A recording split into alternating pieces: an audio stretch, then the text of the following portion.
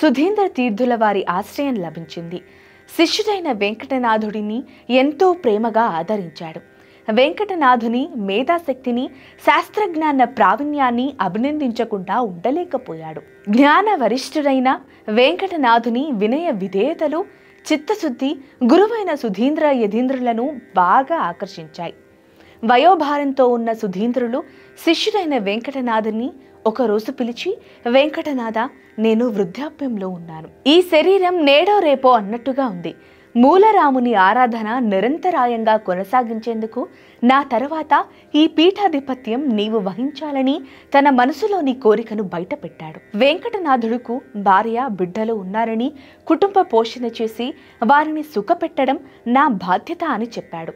గురువుగారి కోరికను తీర్చలేకపోతున్నందుకు వ్యాకుల పడుతూ ఇంటికి చేరుకున్నాడు వెంకటనాథుడు. భార్యకేమీ చెప్పలేదు. ఆ రాత్రి కలలో వెంకటనాథుడికి